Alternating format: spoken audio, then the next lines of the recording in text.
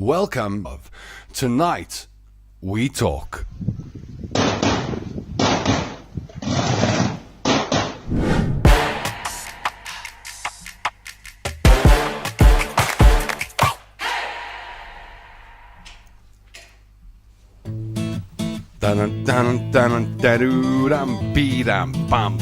You're welcome to do the same.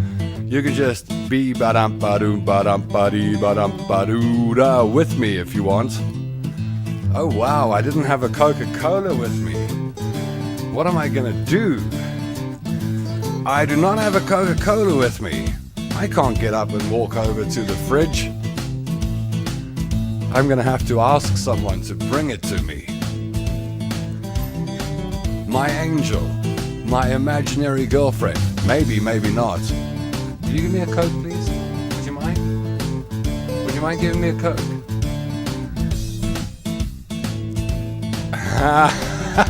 You cannot really be imaginary if people can see your hand. How's it? Welcome to the show. I'm Tom London. I'll be with you for the next 60 minutes. I might have just tricked my imaginary girlfriend. Well, that was unplanned and unscripted. Tonight we're going to talk, man. We're going to do what we do best on this show. I'm on a mission. I'm on a mission to take talk radio and talk TV to Facebook, YouTube, and other platforms. And let's do what we do on traditional media in the online space. And what does that mean, really? What does it mean to just talk? I'm going to stop the music for a moment because I don't want to be distracted.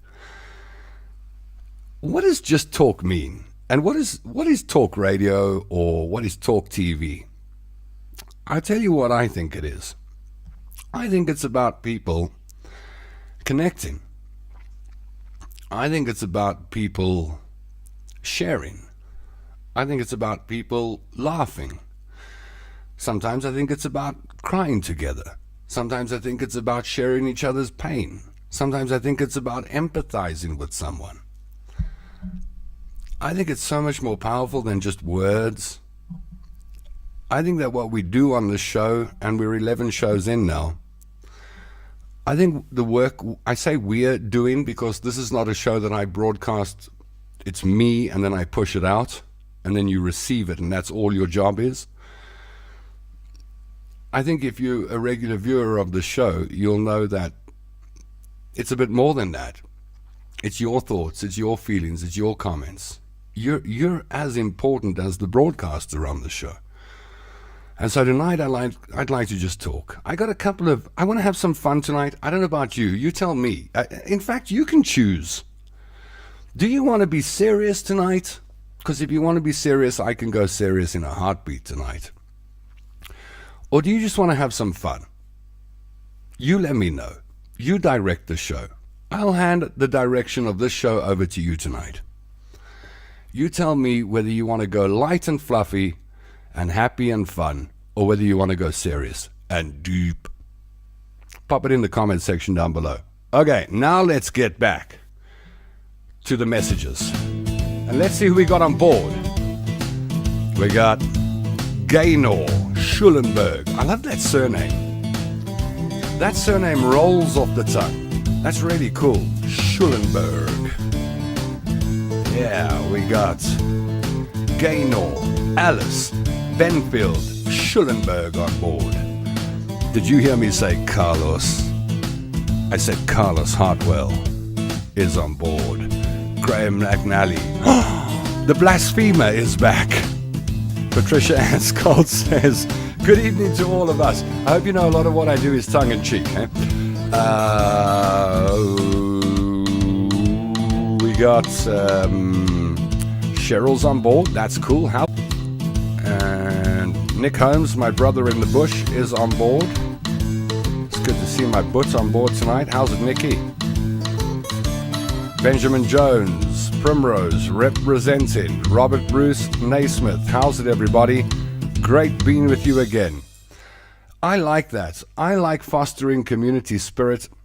And seeing as we don't go out much and fraternize in the open face-to-face anymore, thanks to cocooning and COVID, we can do it here. Great being with you too, Rob. Carlos wants to know, dying to know what music that is that you play, and I'd love to do a giggle or two for you. What does that mean, a giggle? Or did autocorrect turn gig into giggle? Let me know. Bronwyn Griffiths says, hello, evening all. How's it, Bronwyn? Cheryl says, girls just want to have fun. All right, so our first vote is for fun. Carlos says, I log in to have fun. There's enough, in the world. Patricia Ann Scott says, let's have some fun. Graham McNally says, light and fluffy. Barry wants a bit of both. That's not a bad idea, but I'm biased towards fun tonight. Robert says, happy and fun. Tammy Singh's on board. Did you hear me say Tammy? Did you hear me say Tammy Singh is on board? Now, we don't know if Tammy has been bad today.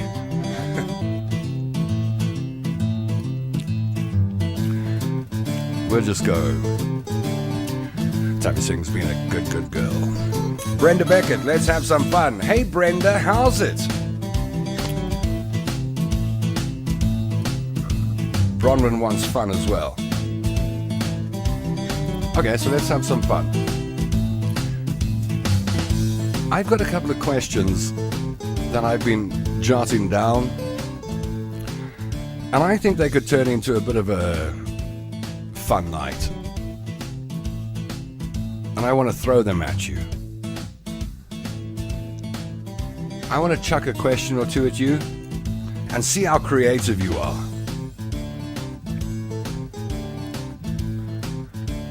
Carla says jingle. Yeah, typo. Autocorrect.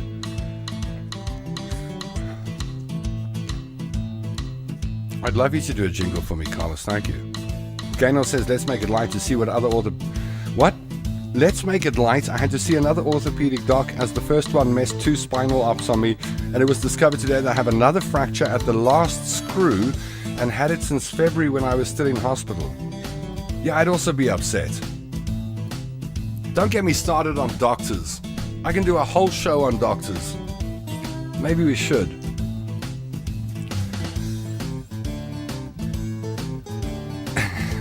I'm biting my tongue. I really am biting my tongue. My worry with doctors is quite simple. What happens when they get it wrong? I've always wondered, like, what if you went to the doctor and they mixed up your test results with someone else's, and they told you you had some horrible thing going on, and the next thing you know, you're in for treatment, and your life is being wrecked and ruined, and you actually got Mr. Jones's test results, and Mr. Jones is deathly ill, running around not knowing that there's anything wrong with him, and you're the one in the machine. I always got that thing in my head, like when you go to the doctor and you say, what's wrong with me, doc? And then they tell you, what if they're wrong? Well, I've known a few doctors in my life. They tell me that they don't do things wrong. They don't get it wrong. But I don't believe that. I'm a skeptic when it comes to, I think everyone gets things wrong. And I worry about professions where people pretend they don't, like politicians. Politicians never do anything wrong until they get caught. Like, we all get things wrong. Surely. We get things wrong. Doctors too. Okay, here's my first question. Are you ready? Now I'm counting on you to come up with some creative comments, and I'm counting on you to bring the zing, put the sizzle into the show. First question coming up.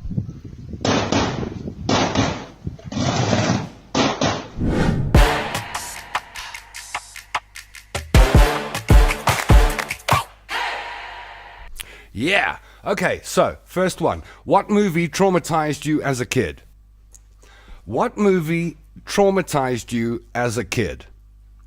When you were young, what movie absolutely made you lie in your bed and not be able to turn off the light? I'd like to know that from you. We'll start taking your comments in the comment section down below this video. Wherever you're watching us, you could be watching on my personal page. Hello to you. The Tom London Show page on Facebook, the Tom London Show channel on YouTube, or the Tom London Show channel on Twitch. Wherever you are, thank you for joining me tonight, and please participate and have some fun with me and the rest of the gang. What movie traumatized you as a child? Now, as I asked that question, because I didn't give it much thought, I thought that's a nice question. We'll throw it on the show tonight. But I didn't really think, okay, hold on a moment, what movie traumatized? I know. Okay, I got it. I know what movie traumatized me as a kid. Yeah, I know. All right, I'll tell you in a moment, right? I'll tell you which one traumatized me, but let's hear from you first. You're the most important person here, right? Let's go.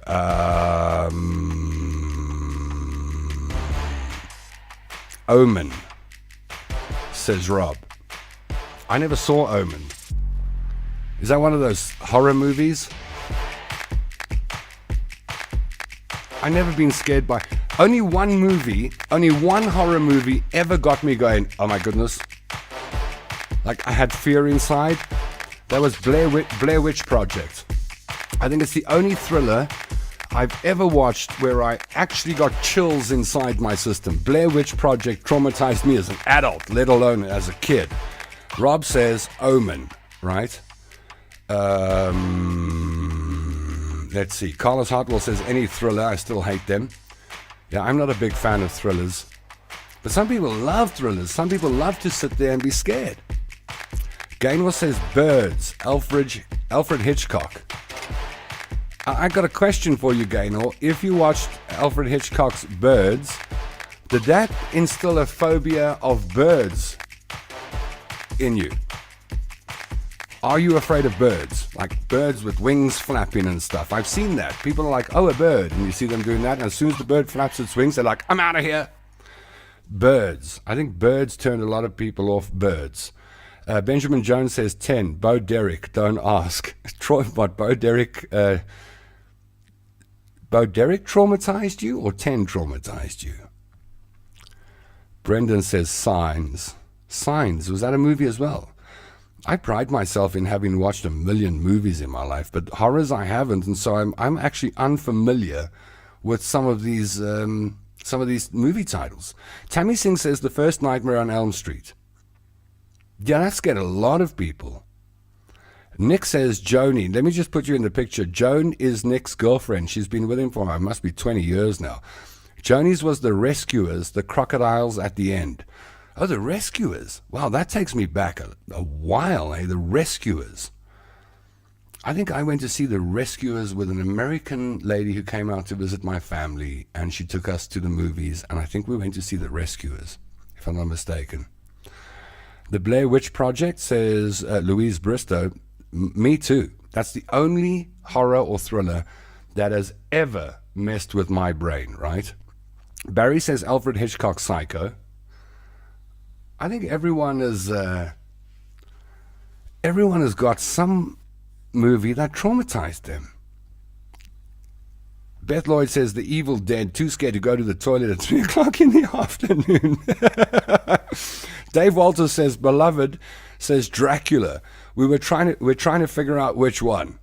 I like these. Thank you. They're coming in beautifully here. My brother says Mine, probably Nightmare on Elm Street. Bronwyn Griffith says the movie It with Tim Curry and Pet Sematary, the original one. And luckily I have seen It, otherwise I would have called that IT. Tammy Singh says I would respond, but this is a family show. Now you've got us wondering, Tammy. I mean, you can't say this is a family show and then put 4 crying faces and say I would respond. That's like, I would tell you my secret, but I can't. Then the person on the other side is like, oh, come on, you got to tell me your secret. I would respond, but this is a family show, says Tammy. Val says, Derek said Daddy's Gone A-Hunting. Was that a movie? Bronwyn also. So far, Nightmare on Elm Street's getting the most votes here. Nightmare on Elm Street, Bronwyn Griffith. Graham McNally, The Thing. I think that's the second person to say The Thing. Robert explains that The Omen was a horror with demons. Scared the crap out of me. Gaynor is, okay, she's clarified. No, I love birds. Okay. Val says did not like birds. Dave Walters says, Beloved also says The Exorcist, so bad she won't even download the new version on her laptop.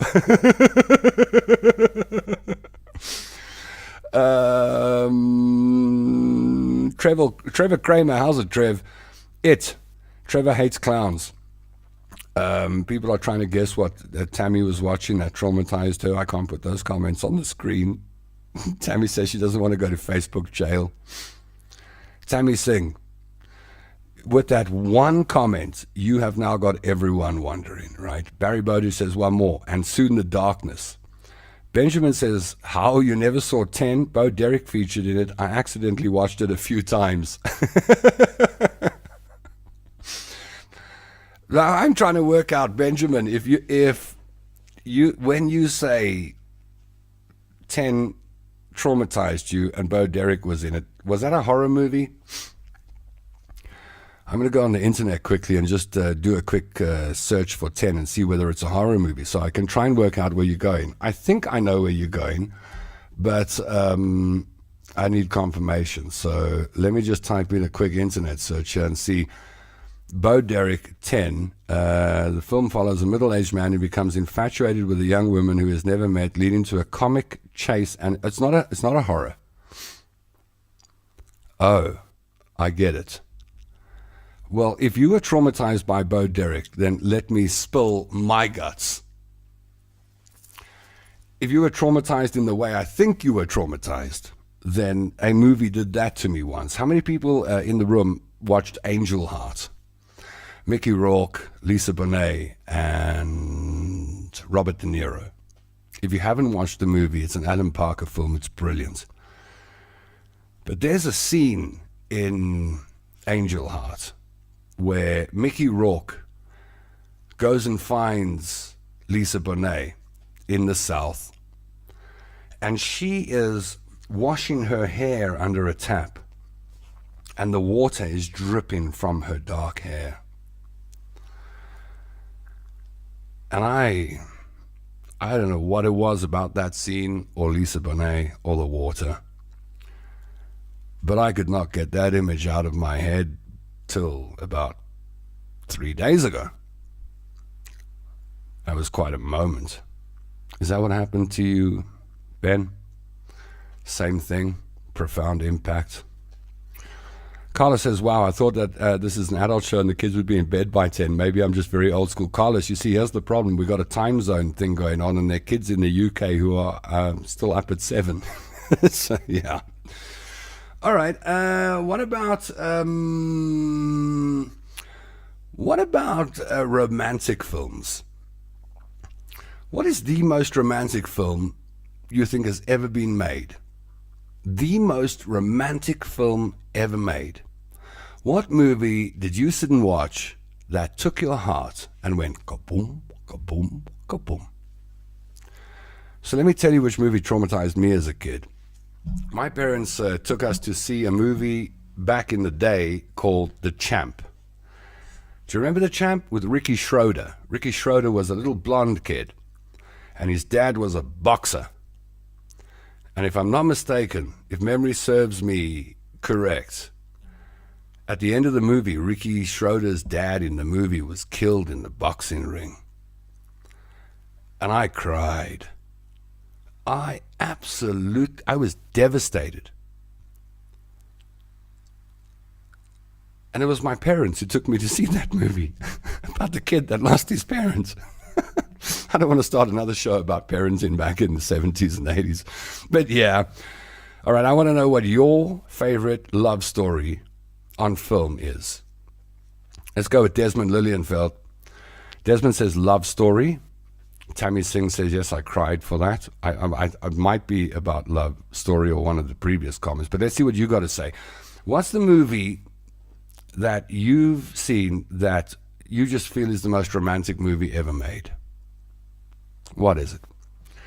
Kerry Warren's got an answer for us. Kerry Warren says Dirty Dancing. Really? I mean, I know it's one of the biggest rom-coms ever. Is it a rom-com? I suppose it is. Dirty Dancing? Nobody puts baby in the corner. Nobody puts baby in the corner. Yo, nobody puts baby in the corner. Whenever I hear the word baby, I turn it into gravy. I do this all the time. And then I think, I'd probably be great in the advertising industry because I could just turn that into a line like, nobody puts gravy in the corner. And then Bisto would have a great advertising campaign. You know, this is just off the top of my head. Can you imagine if I really thought about this stuff? I could switch careers and go into advertising, do lots of drugs or whatever they do, get paid a lot of money to come up with stuff like that. Nobody puts gravy in the corner. Bisto. And there's no gravy in the refrigerator. It's not inside, it's in the corner. Nobody puts baby in the corner. Tammy Singh said my mom made me watch it. Okay, I'm getting lost in your conversation tonight, Tammy Singh. Dave Walters, Romance, The Time Traveler's Wife. Never seen it. I'm going to make a note of this. I wanted to have a look at that. The Time Traveler's Wife. Robert Naismith says John Voight was the... You're right. John Voight was the dad. Did you see the movie, Rob? That one traumatized me. Right, Patricia Ann Skoltz. I agree, Patricia. Love Actually is the greatest love movie ever made. There are scenes in Love Actually that when you've watched the movie, you can never get them out of your mind. It doesn't matter how many movies you've watched in your life. But there are scenes in Love Actually you will never ever forget. If you've watched the movie, let me jog your memory, right? How about the scene where... Oh man, what's her name? You're going to have to help me with this. And if not, I'm just going to go onto Google quickly and just try to remember what her name is. The lady who was married to the publisher guy, the newspaper guy. Do you remember what I'm talking about? And she took a sneak peek at the present she thought he'd bought for her. But he'd actually bought it for his secretary, who was into him. I don't think they gefuffled. But the fact that he went and bought a beautiful necklace or whatever it was for his secretary, that's a bit suspicious. And then Emma Thompson was the woman who played his wife, right? And Emma Thompson is sitting at Christmas time and they're going to hand out Christmas presents. And he hands her a box the same size as the one she'd seen with the necklace in when she took a sneak peek. And she opens it up in front of him and the kid's expecting to see the necklace. And it's a Joni Mitchell CD. And in that moment, she realizes that necklace wasn't for her. Do you remember that scene? And she walks into the room next door. And the soundtrack, the song playing underneath that scene as she cries, was Both Sides Now by Joni Mitchell. Bows and flows of angels' hair, and ice cream castles in the air, and feathered canyons everywhere. I've looked at love that way. Clouds that way, sorry. And now they only block the sun, they rain and snow on everyone. So many things I could have done, but clouds got in my way. And she stands there while that song plays in the background and cries. Oh man, I could do a whole show on Love Actually. I think that's the greatest movie ever made, and I'm with Patricia on this one. I think Love Actually, the greatest romantic movie ever made. I think it's the only movie that explores love on all levels and how love can break and how love can grow and different types of love, right? Let me throw a few more scenes at you. Do you remember Keira Knightley in that movie? Keira Knightley. Don't get me started. Keira Knightley. Do you remember when Keira Knightley is sitting in the lounge of her flat with her husband? Or let's reverse it a little bit. When she's looking for her wedding video that her husband's best friend shot, and he pretends he doesn't have it, and she rummages through his videos while he's telling her no, he taped over it. And she says, but here it is, our wedding video. And she pops it in the machine and hits play. And it starts off with the camera focused on his friend and her. And for a while, it looks like he's obsessed with the guy. But then she realizes, as the camera tracks her and goes into close-up shots of her and another shot of her, and no shots of anyone else but her, she realizes that her husband's best friend is in love with her. Do you remember that scene? And do you remember when he goes to her place and her husband is sitting on the couch and he rings the doorbell and she opens the door and he's standing there with those signs and he's got the Christmas carol music playing and he says, tell your husband that it's Christmas carols, because he knew the husband wouldn't come out. He didn't do Christmas carols, and he stands there with the card saying, you know, when you met me, you struck, you know, I was struck by lightning. I will love you till, and he holds the skeleton photograph up. And the best moment of that scene was when he walks away and she runs after him and grabs him. And I think she gave him a kiss on the lips, but not a romantic kiss on the lips, like a kiss on the lips.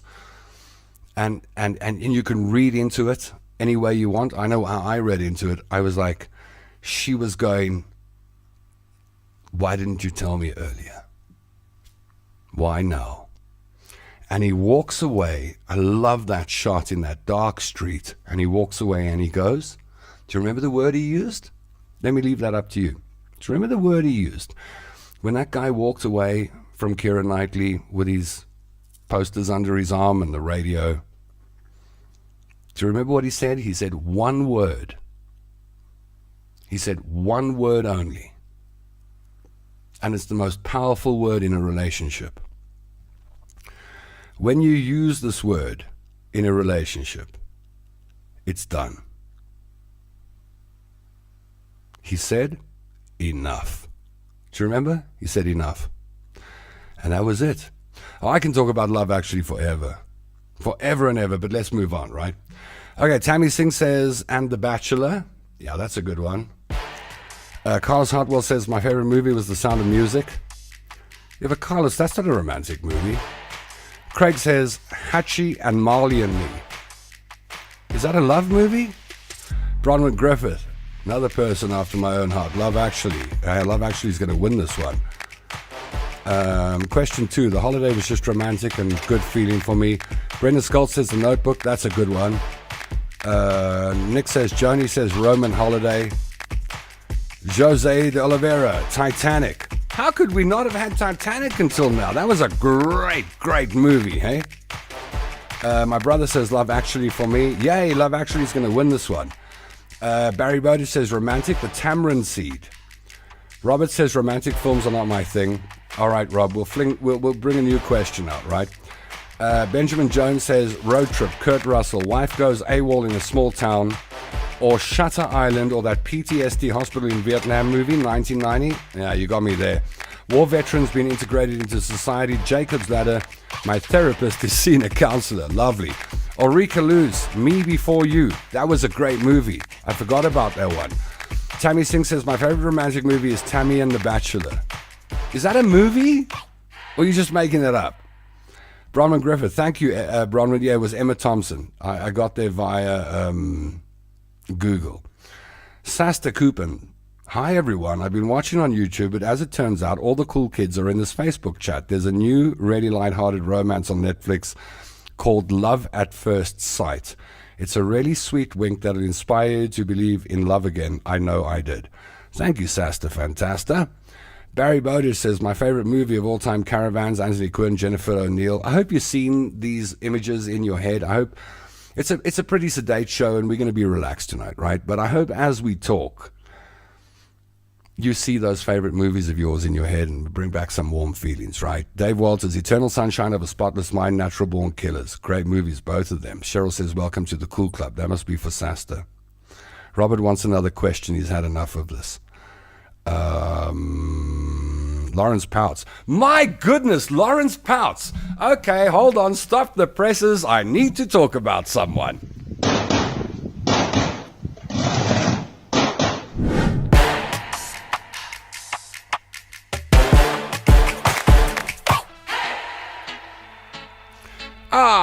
Now, one of the dangers you face when you call into the Tom London Show is that you become content. And I haven't spoken to Lawrence Pouts Oh boy, how far back do we go, Lawrence? 1991, right? Well, we knew each other from before then. We were friends. There was a group of us. We were Chinas back in Springs. And Lawrence Pouts, now I got to remember, I got to get my memory right. Lawrence's mom had a Honda. It was a Honda Ballade. And to be able to get your mom's Honda Ballade back in 1991, that was a cool car. They were the new Honda Ballades. They were smart. And because I was friends with Lawrence, we'd take that Honda Ballade to Joburg. That's what we'd do. We'd go off to Joburg, Wendywood, Rivonia, Sandton, Spats. I don't know if anybody remembers Spats in Sandton City, where Villamora is now. Used to have a nightclub, Spats. And we'd go for the girls. And one night, Lawrence and I were driving back home down Bowling Avenue. And being kids and only knowing how to press the accelerator and not the brake in cars back then, we were doing an unspeakable speed. Lawrence had that car humming. We were, whatever the speed limit was down Bowling Road, we were braking it ×3. And a massive dog jumped out in front of us. I'll never forget that. I'll never forget this dog jumping out in front of us as we were whirring down Bowling Avenue. And somehow, Lawrence managed to avoid that dog. We went like that, and we missed the dog, we didn't hit it. And I'll never forget that moment. It's funny how little things stand out, right? I mean, that's something that you should easily forget. But to this day, I've never forgotten that moment. Lawrence Pouts. Lawrence dated my sister. You see, I'm going to talk about you. Lawrence dated my sister. There were a group of us, Gerhard Eggart, Lawrence Pouts, Marco Lucchese. There were a few of us. We hung around together. And then I remember Lawrence Pouts' dad had a 40th birthday party. And it was the first time I drank wine out of a beer glass. And I drank a few beer glasses of wine. And it was the first time my mother slapped me through the face. Because I came home a little, what's the right word to use? Plastered. And I came home singing to my dog at 2 o'clock in the morning from Lawrence Pouts' dad's 40th birthday. And my mother walked up to me and she went, "You're drunk." Pah! Like that. It's funny how one person comes on board and 10 memories pop up, right? What else we got here? 16V twin cam. It was a Honda Ballade, Lawrence, right? I still remember that car. I remember cars that people drove. Like I remember your dad drove a 200, Mercedes-Benz W124 200 or 200E. I can remember every car that everyone I've ever known has driven. Funny that, eh? Robert says Spats, really cool place. Met Barney Simon there, good guy. Yeah, I dated, my first girlfriend was a Spatsaholic. I didn't know that girls started going to nightclubs from 14 in Sandton. Springs, we had to wait a while. That was a place, eh? Standard 7? Are you serious? Oh, we've known each other since Standard 7. Yeah, we have. Lawrence, it's good to have you on board. It's nice to see old familiar friends and faces and names on the comment section tonight. Shall I throw another question at you? Let's get a little fruitier. Here's a question for you, right? What is, and now I got to tell you, I'm already worried about the answers that are coming up. I am worried about the answers that are going to come up now. But I'm going to ask the question anyway. Oh boy. When I saw this question written down, I thought, do I, don't I? Do I, don't I? Because I know the Tom London Show listeners. And I know something could pop up and I'm going to go, oops. But I want to ask the question. I do want to ask it.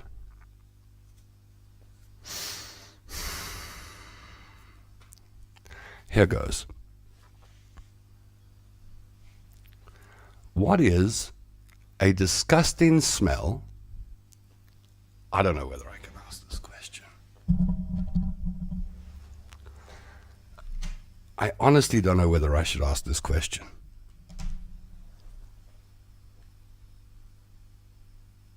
I'm going to ask the question. But I'm going to put on some funny music and happy music in the meantime so that it doesn't sound sordid.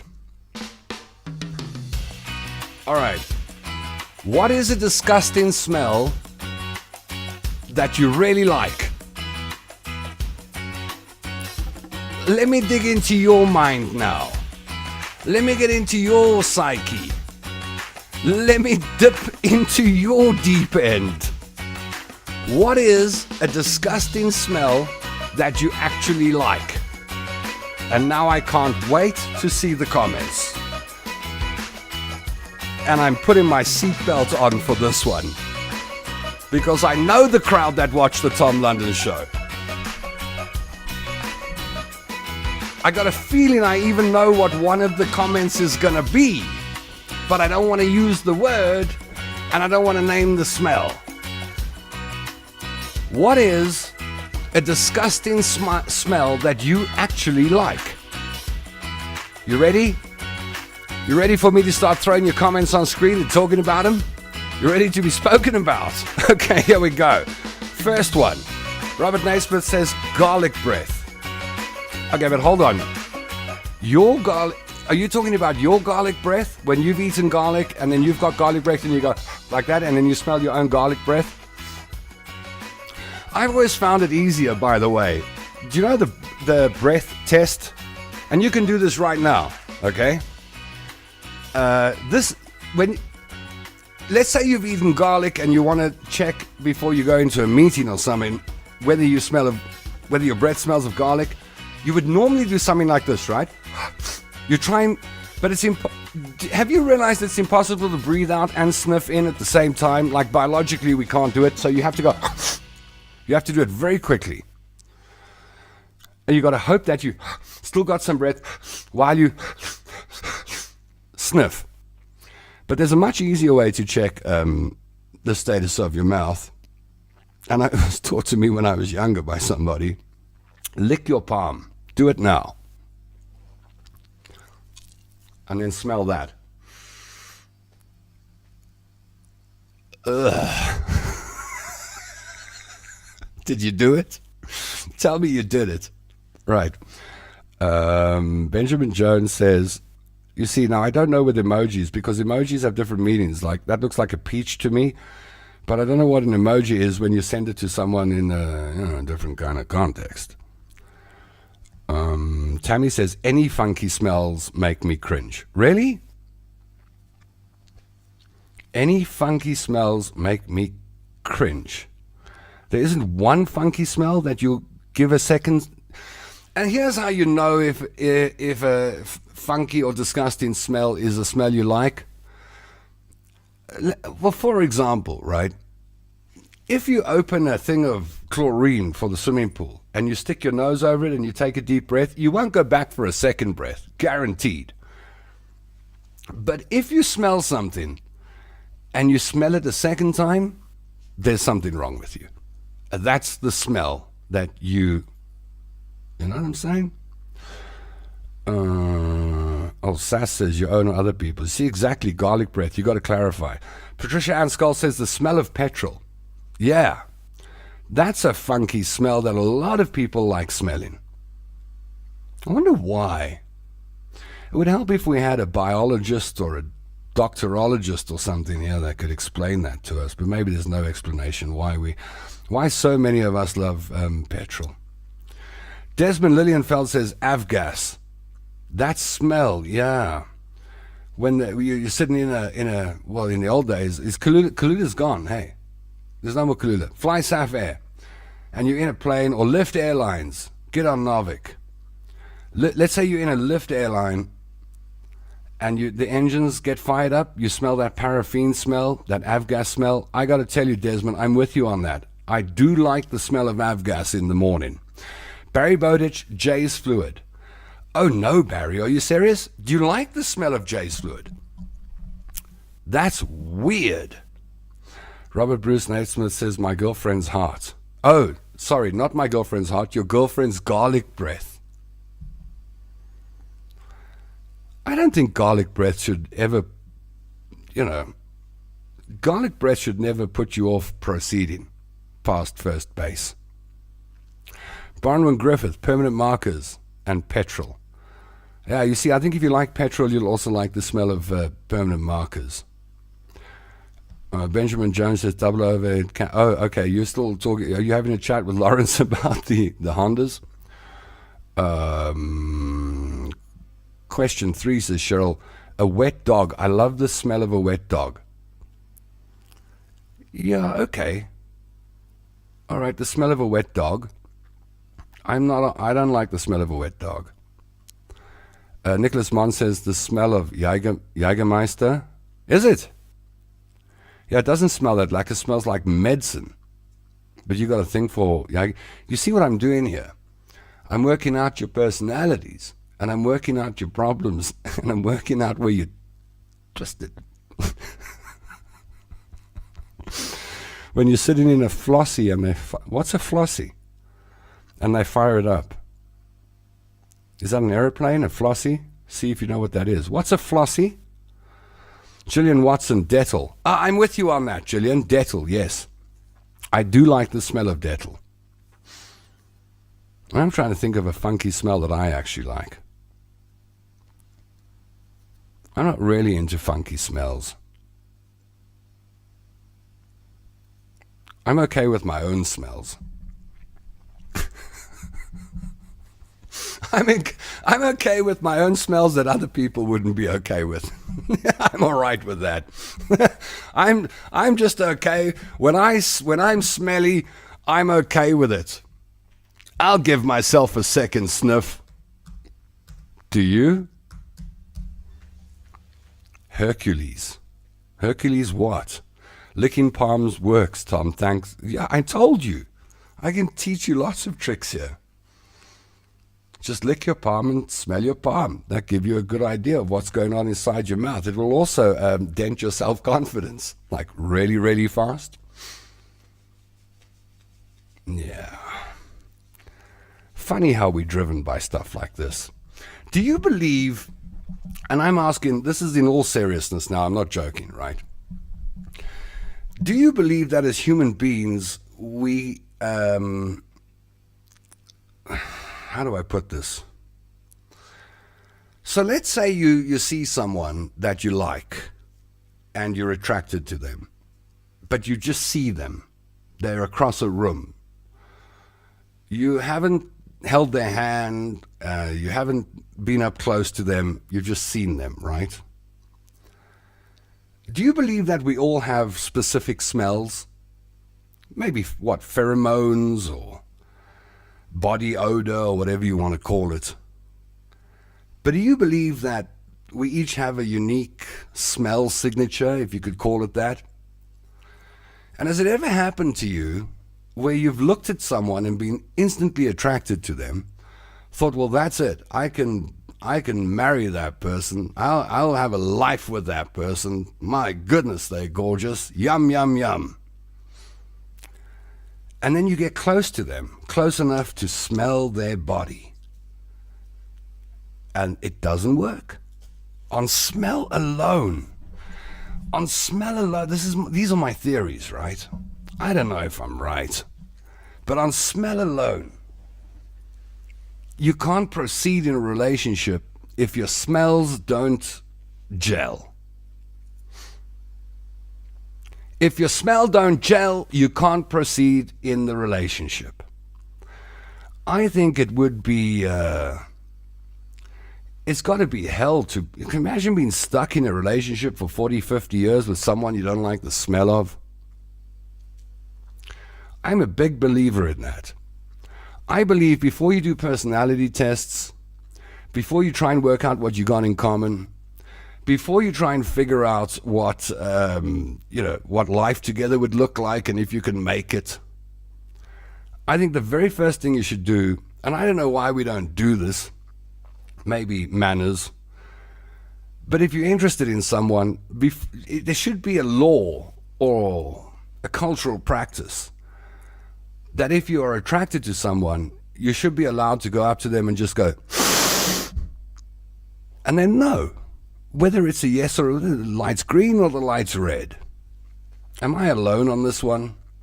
Am I alone on if the other person's smell doesn't gel, it ain't gonna work? I've always believed that. I've always believed that the smell don't gel, there ain't gonna be a relationship. No matter how many boxes you've ticked, the smell box right up top, that's not ticked, yeah, that ain't gonna work. Tammy wants to know, so you're saying we must sniff each other? Yes, yeah, that's exactly what I'm saying. I think we should sniff each other. But now when you say sniff each other, you know what picture you're putting in everyone's head, right? Because the only creatures that have license to do that are dogs. Not even cats do that. Birds don't do that. But dogs are wise. Dogs are wise. You go into someone's house for the first time, a dog knows what I'm talking about.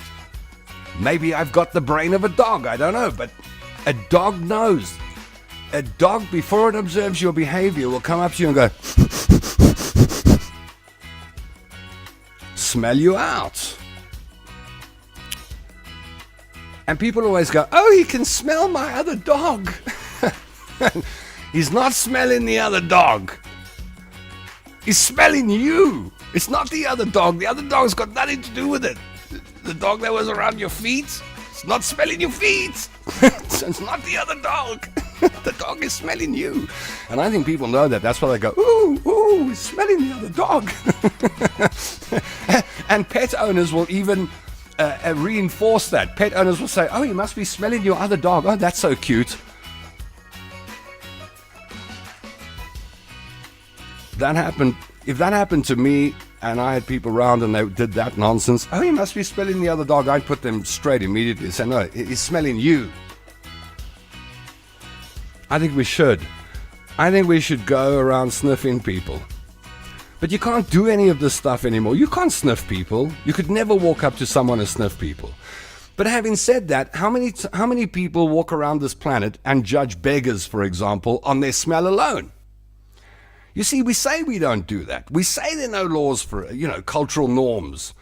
We say it's not a practice. We say only dogs do stuff like that. But we do it. People do it. People walk into, a shopping center, be a beggar standing there, and then people go, smelly beggar. It happens. We do. In our own way, we do sniff each other out. In our own way, we do smell other people. In our own way, we do judge people by their smell. Oh, I want to tell a story that I don't even... And this, by the way, this story I'm about to tell is not designed to create controversy or be controversial. I actually don't want to be controversial on the show. If I happen to say some controversial stuff, I apologize. I don't intend to do it. And what I'm about to talk about could be misconstrued as me trying to be base, or me trying to be rude, or me trying to be disgusting, or me trying to be, go down that road. I've got hiccups. What's the trick for hiccups again? Block your nose, or I don't know, hold your thumb or something.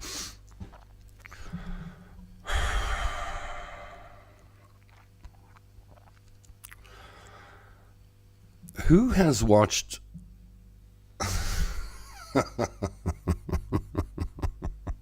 What's that program out of the UK?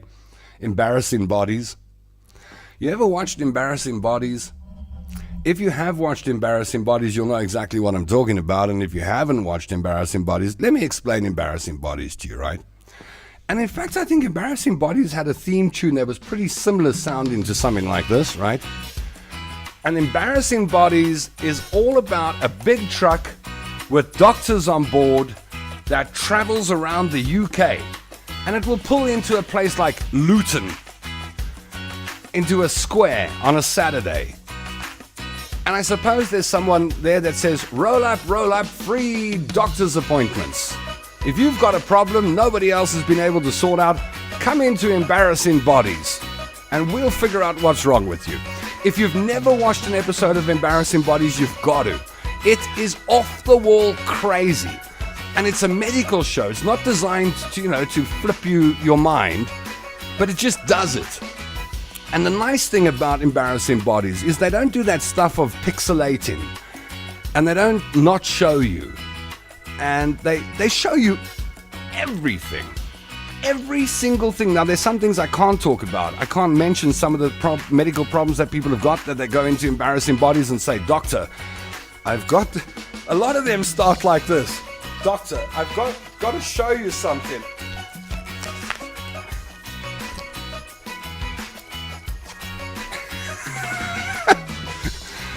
And then they show you and they zoom in on the particular medical condition that person's got in very private parts sometimes. But the one Embarrassing Body story that I will never forget it, and it made me feel so sorry for this woman that I had to come up with a solution for her. And after I came up with a solution, I looked at myself in the mirror and I said, Tom London, you're a genius, man. You're a genius. Why didn't you become a doctor?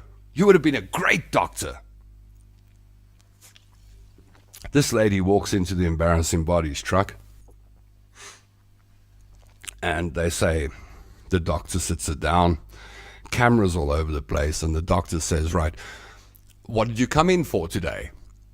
And she says, Doctor, I smell of fish. Now, before your mind runs wild, her sweat smelled of fish. The sweat out of her pores. The sweat that came out of her pores on her arms. The sweat that came out of the pores on her head. The sweat that came out of every pore on her body had a fishy odor. When I saw this poor woman, and she'd been to 100 doctors and no one could tell her what was wrong, and everyone said, sorry, we don't know. Embarrassing Bodies sorted it out, 1, 2, 3, chop, chop. Sent her to some tests, get some tests done, back into the truck, check out the test results, and the doctor says to this woman, and this is when I felt desperately, desperately sorry for her. The doctor said to her, the good news is, now how can there be good news in this situation, right? The doctor said the good news is we know what's wrong with you. You have something called fishy odor syndrome. Have you heard of that? Now, I'm hoping nobody watching has fishy odor syndrome, because it would be deeply embarrassing right now. I'm sure you're not going to be writing that in the comments section. Oh, me too. I've also got fishy odor syndrome. That ain't going to happen in this comment section tonight. But fishy odor syndrome. So the doctor says the good news is we know what fishy odor syndrome. You've got fishy odor syndrome. We've diagnosed you, right? And fishy odor syndrome, I'm just looking at Google right now, right? It's got an unpronounceable real name. Trimethylaminuria, fish odor syndrome. Sometimes it's caused by faulty genes that a person inherits from their parents. Another great thing your parents give to you, right? Can you imagine if your parents give you fishy odor syndrome? I'd hate them. Symptoms of fishy odor syndrome. It affects the breath, your sweat, your urine, everything basically. Basically everything. And then he said, don't feel so bad, because 1 out of 100,000 Brits has got fishy odor syndrome.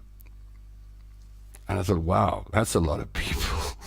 There's too many people with fishy odor syndrome in the UK for me to immigrate there. And then the doctor said, the bad news is there's no cure. Zip, no tablet you can take, no injection we can inject you with, no operation you can have. We can't radiate this stuff away. We can't poison it out of your body. There's just nothing we can do about it. So sorry. to tell you this, but that's it. You're going to have to live with fishy odor syndrome for the rest of your life. And she leaves the truck, and my heart, and I'm not joking now, right? My heart bled for this lady. I thought, how terrible that with all this medical technology and all these great minds involved in the show called Embarrassing Bodies, they just let her walk out with that diagnosis and told her, sorry, there's nothing we can do about it. And I thought, there must be something you can do about it. There has to be something. You can't be a doctor and someone comes to you and you tell them you've got fishy odor syndrome, and by the way, that's the good news, and the bad news is there's no cure for this thing. I thought that was just incomplete, and so I sat there and I thought, if I was a doctor on Embarrassing Bodies, what would I do? And here's what I'd do. I'd say, here's the bad news. The bad news is you've got fishy odor syndrome. It means every blob of sweat that ever comes out of every pore of your body is going to smell like fish, and there ain't nothing you can do about it. That's the bad news, baby. But here's the good news. Dr. Tom London is going to fix your life. Doctor, you just come to Dr. London if you've got fishy odor syndrome, and I'll give you the solution to the problem. I won't be able to take the smell away, but I could totally change your life with this brain of mine. And so if I was on Embarrassing Bodies, I wouldn't stop there where they stopped and send her out the door. I would give her practical advice. I would say things like, why don't you go work in a fish shop? Or perhaps you should change from being an estate agent to working in a fish factory. That way, when you're out and about with friends, or you're in a relationship, whatever it might be, and somebody goes, they just go, oh yeah, that's because they work in a fish factory. They wouldn't even think about fishy odor syndrome. And you'd be able to walk around with confidence, because if somebody said, you smell a bit fishy to me, you could say, well, I work at I&J. What do you expect?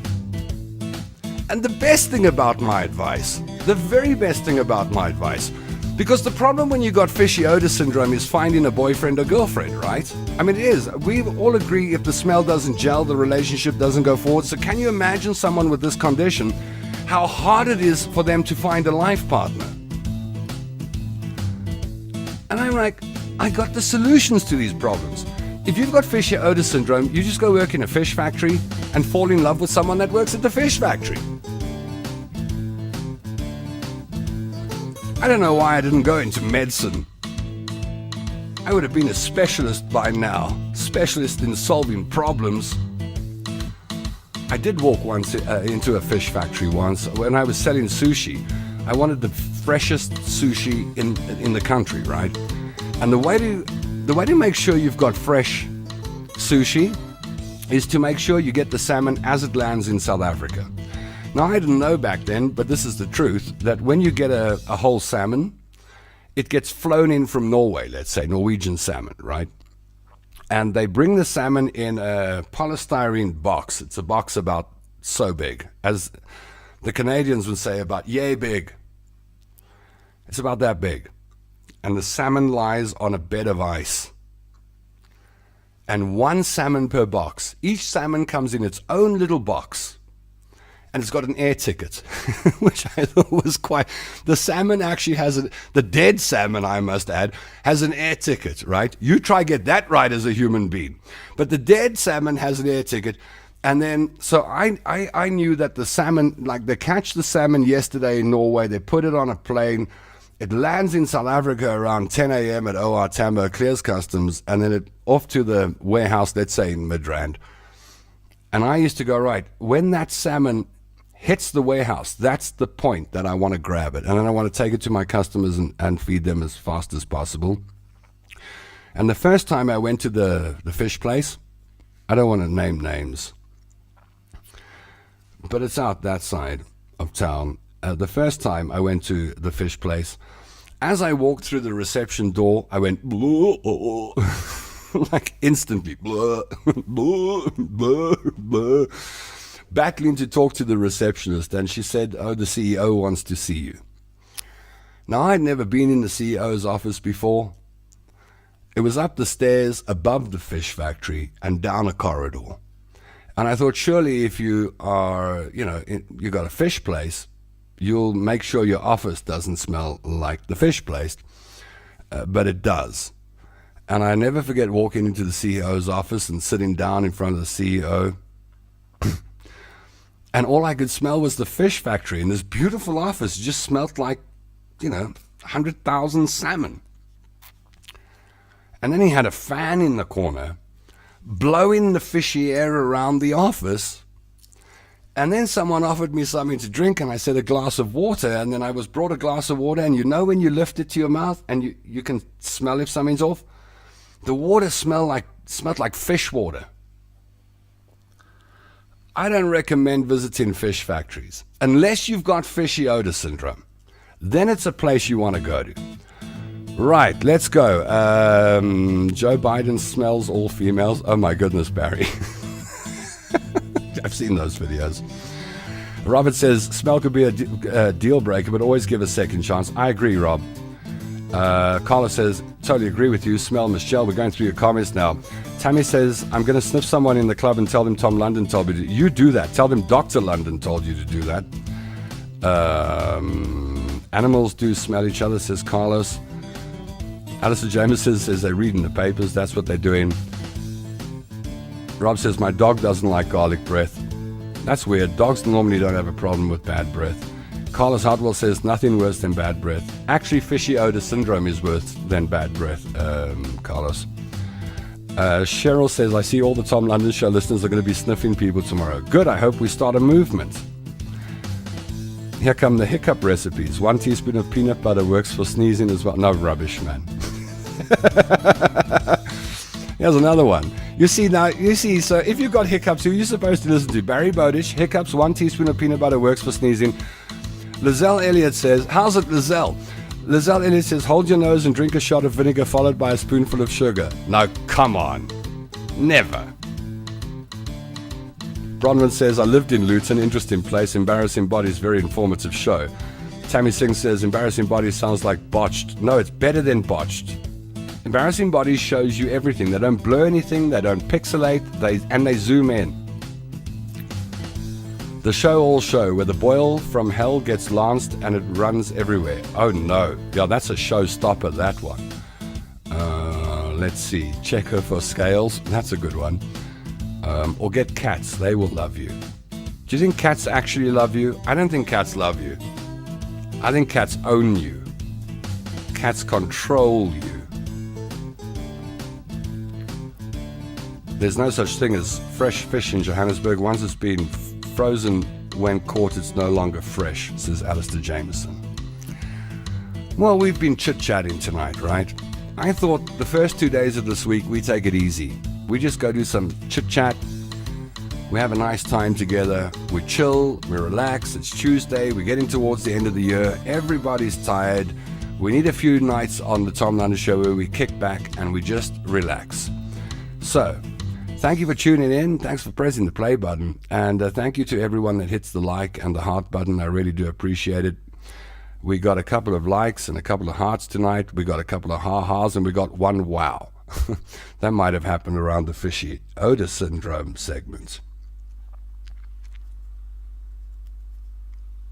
The nice thing about this show is if you've got fishy odor syndrome, I can't smell it. And you look fine to me, You smell good.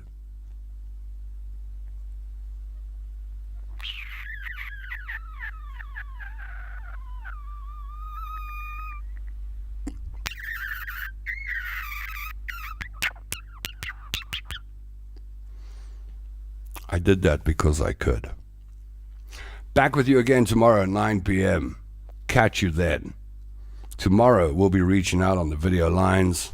Tomorrow we'll be taking voice notes.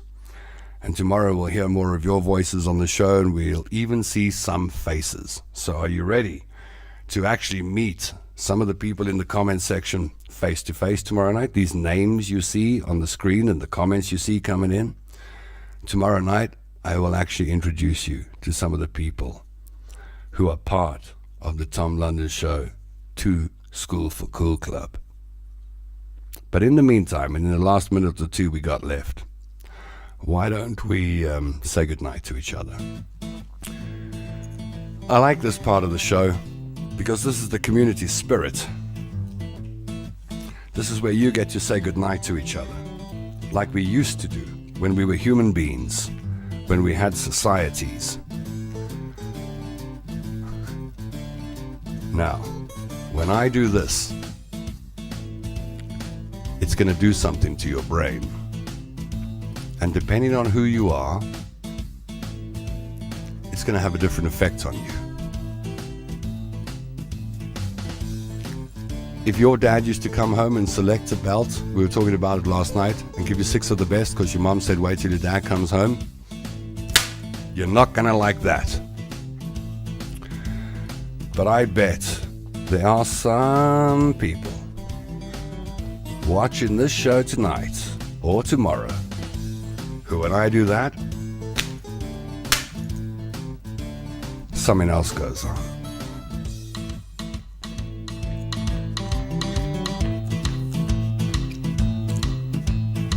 Somebody's been a bad, bad girl.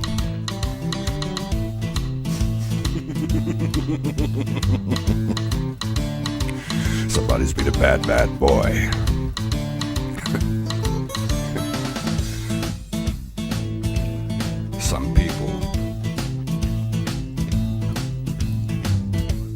Some people like being bad. You know what I'm saying? Okay, enough before we get banned forever. Tomorrow night, 9 p.m, we'll start introducing you to some of the school, the two School for Cool. Listen carefully. In the Beninging, the 2 School for Cool Club back again tomorrow night, and I will start putting some of the 2 School for Cool Tom London Show comment members on screen. We will talk and we will interview you and we will find out who you are and what you are tomorrow night. Do not miss the show because you do not know who's going to be on. Will it be Carlos Hartwell? Will it be Tammy Singh? Will it be Lizelle Elliott? Will it be Barry Bowditch? Will it be Pat Skulls? Will it be Gaynor? Will it be Alistair? Will it be Rob? Will it be Gillian? Will it be Cheryl? Will it be Bronwyn? Will it be Sasta? Will it be Desmond? Will it be Benjamin? Will it be Lawrence? Will it be Nicholas? Will it be Nick? Could be any one of those people. Could be Barry Bowditch. Could be Carlos Hartwell. Could be Brendan Skoltz. Could be Dave Walters. Could be Kerry Warren. Have I missed anyone? Could be Graham McNally. Could be Trevor Kramer. Could be Val Landau. Could be Glynis. Could be Beth. Could be Louise. Could be any one of these people tomorrow night, or more than one. I think we should put Tammy Singh on. What do you say? I know we should have ended 9 minutes ago, but let's keep going with this for another minute or two. I think we should put Tammy Singh on. I think we should put Robert Naismith on. I think we should put Ben Jones on. Heck, I think we should put everyone on. But tomorrow night, maybe we should put Craig Caldwell on. Or maybe we should put Charlie Smith on.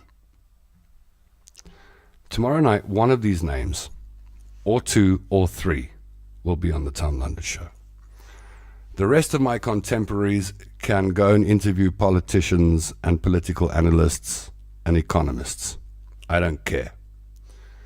I think the most interesting people in the world are not broadcasters. I think the most interesting people in the world are you. So tomorrow night we will be interviewing the most interesting people in the world. The Tom London Show listeners. And I can't wait to see you then. 9 p.m. the time. If you don't join me at 9 p.m. tomorrow, I can promise you the universe will punish you. Until then, I miss you already.